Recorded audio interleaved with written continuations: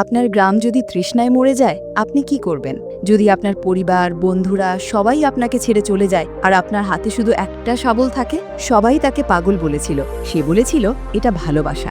এক গ্রামে ছিল না কোনো নদী, না কোনো খাল, না আশার আলো। সূর্যের তাপে জমি পুড়ে যাচ্ছিল। মাইলের পর মাইল হেঁটে আনতে হতো পানি। ফসল মরে যেত, কূপ শুকিয়ে যেত। পরিবারের পর পরিবার শহরের দিকে রওনা দিত। কেউ চায়নি গ্রাম ছাড়তে, কিন্তু মরতে চায়নি বলেই চলে যেত। আর এর মাঝখানে এক মানুষ থেকে গিয়েছিল। সে ছিল একজন সাধারণ কৃষক। ছিল না টাকা, ছিল না যন্ত্র, ছিল না সাহায্য।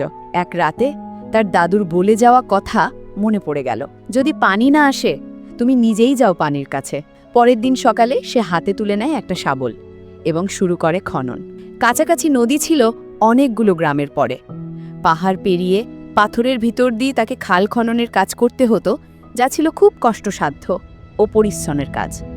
কেউ তাকে সাহায্য করতে আসতো না, বরং সবাই তাকে নিয়ে হাসত আর বলতো, তুই মরবি পানির আগেই। সে প্রতিদিন ঘুরেছে একাই।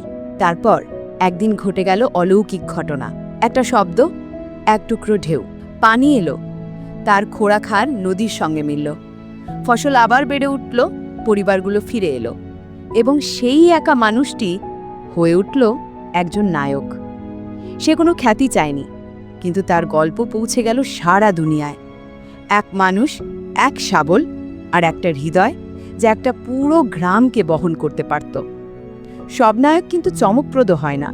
কেউ কেউ ধুলো মেখে, হাতে কাঁটা নিয়ে লড়াই করে। এই গল্প যদি আপনার হৃদয় স্পর্শ করে, তাহলে লাইক করুন, শেয়ার করুন, সাবস্ক্রাইব করুন। কারণ হয়তো আপনার পাশেই কেউ আছে যে ভাবছে, আমি পারবো না। দেখিয়ে দিন, পারা যায়।